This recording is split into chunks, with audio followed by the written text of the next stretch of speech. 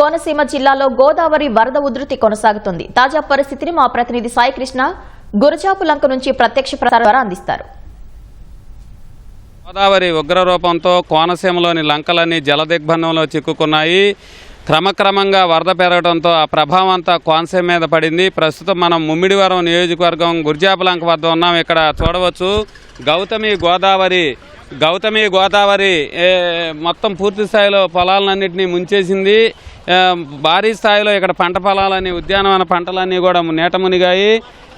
ఈ మొత్తం ఎగువ దిగువ ప్రాంతాల్లో పి గన్నవరంతో పాటు ముమ్మిడివరం, అలాగే కొత్తపేట, పి గన్నవరం ఈ నియోజకవర్గాలన్నీ కూడా పూర్తిగా వరద ముంపులో గురయ్యాయి. ప్రస్తుతం మనం ముమ్మిడివరం ఎమ్మెల్యే దాట్ల బుచ్చిరాజు ఈ వరద ప్రాంతాల్లో పర్యటిస్తున్నారు. ఆయన వరద ప్రభావ ప్రాంతాల్లో పరిశీలించేందుకు ట్రాక్టర్పై ఆయనే నడుపుకుంటూ స్వయంగా వస్తున్నారు. మీరు ఈ ముమ్మిడివరం పరిధిలో ఏ లంకలో ఇబ్బంది అయిన ప్రధానంగా ఉద్యానవన పంటలు రైతులు చాలా బాగా పండించారు, అవన్నీ కూడా మునిగిపోయినాయని చెప్తున్నారు.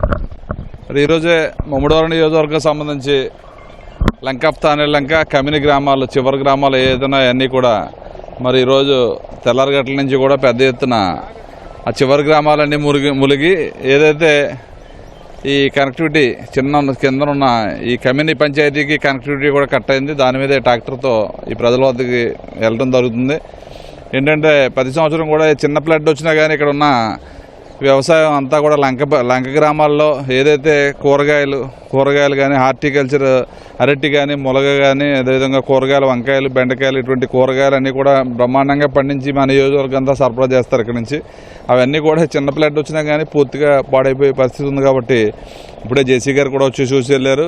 ఎంఆర్ఓ గారు, ఎండీ గారు అందరూ కూడా యంత్రాంగం అంతా కూడా మరి ఈరోజు వచ్చింది కాబట్టి అంతా అలర్ట్ అయ్యి వీళ్ళకి కావాల్సిన మంచినీళ్ళ సౌకర్యం కానీ అదేవిధంగా వాళ్ళకి కావాల్సిన ఏదైనా ఇబ్బందులు ఉంటాయి అన్ని ఇబ్బందులు కూడా పూర్తిగా చేయాలని చెప్పి కలెక్టర్ గారు కూడా ఆదేశాలు ఇవ్వటం, నేను కూడా కలెక్టర్ గారికి కూడా ఫోన్ చేసి ఇప్పుడిప్పుడు ఎక్కుతున్నాయి కాబట్టి లంక గ్రామస్తులందరికీ కనీస వసతులు ప్రభుత్వం నుంచి చేయవలసిన అన్నీ కూడా చేయాలని చెప్పాం.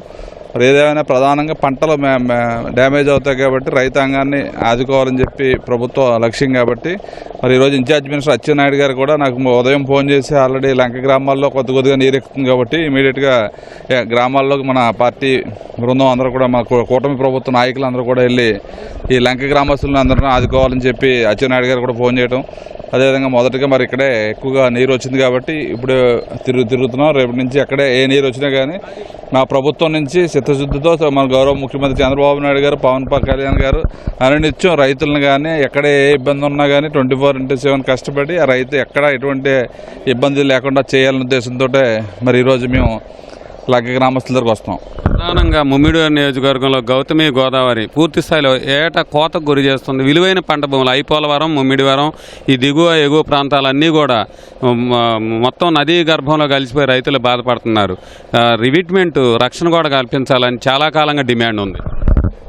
ఏదైతే నదీ కోతకు గురవుతున్న మన ఎదుర్లంక వారధి ఉందో బాలయోగి గారి వారధి, ఆ వారధి పక్కన 2014 నుంచి 2019 వరకు నేను ఎమ్మెల్యేగా ఉండగా మన రవీంద్రబాబు గారు ఎంపీ ఉండగా ఆ రోజు సెంట్రల్ టీంను కూడా తీసుకొచ్చి అనేక సర్వేలు చేసిన తర్వాత 2019 చివరిలో మరి శాంక్షన్ రావడం జరిగింది. గత 5 సంవత్సరాలు పూర్తి నిర్లక్ష్యం చేశారు ద గ్రోయన్. నేను వచ్చిన తర్వాత వాళ్ళకి నిధులు లేకపోయినా సరే ఆ కాంట్రాక్ట్ గారిని పిలిపించి ఇమీడియట్గా చేయాలని చెప్పి అది సుమారు 80 కోట్ల రూపాయలతో ఈరోజు 80% పనులు పూర్తి చేశాం. అది కూడా నా ఎష్యూరెన్స్ నేను ముఖ్యమంత్రి గారి దృష్టికి తీసుకెళ్ళి, ఎందుకంటే ఇది బాలయోగి గారి సొంత గ్రామం. ఈ గ్రామం కూడా ఈ ఫ్లడ్స్ వచ్చేలోపు చాలా ఇబ్బంది పడే పరిస్థితి ఉంది కాబట్టి ఇమీడియట్గా చేయాలని చెప్పాం.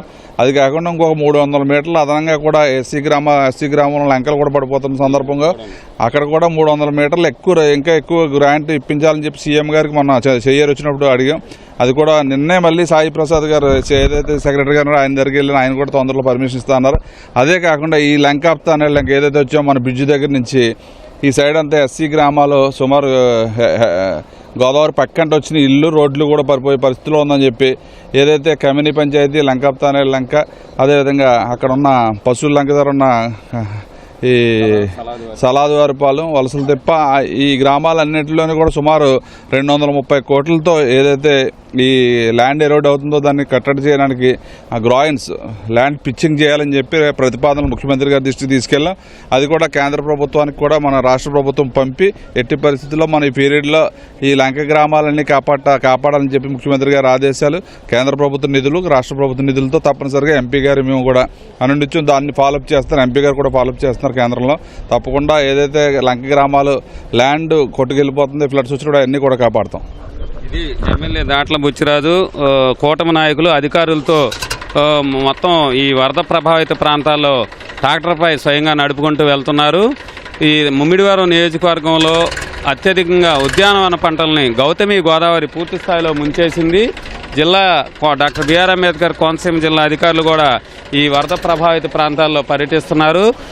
అలాగే గౌతమి గోదావరి కోతకు విలువైన పంట భూములైతే ప్రతి సంవత్సరం నదీ గర్భంలో కలిసిపోతున్నాయి. వరద కోతకు విలువైన పంట భూములన్నీ కూడా కోల్పోతుండటంతో దాన్ని కూడా పూర్తి స్థాయిలో రక్షణ గోడలు ఏర్పాటు చేసి కేంద్ర రాష్ట్ర ప్రభుత్వాల నిధులతో ఇక్కడ పటిష్ట చర్యలు చేపడతామని ఎమ్మెల్యే దాట్ల బుచ్చిరాజు కూడా చెప్తున్నారు. మరోవైపు కోనసీమలో పూర్తి స్థాయిలో వరద ప్రభావం అయితే ఉంది. లంకలు లోతట్టు ప్రాంతాల్లోని పంటలన్నీ కూడా నీట మునిగి రైతులకు మాత్రం తీవ్రమైన నష్టం వాటిల్లింది. కెమెరామెన్ రాజశేఖర్తో సాయికృష్ణ, ఈటీవీ న్యూస్.